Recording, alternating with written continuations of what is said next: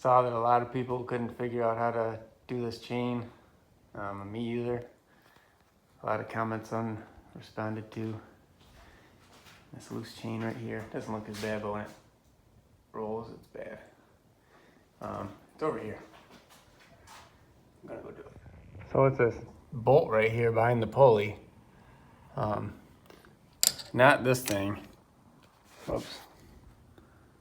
That I know people were having issues with because it's not the typical thing. I don't know what you call them, but it's right here. Tighten that. There you go.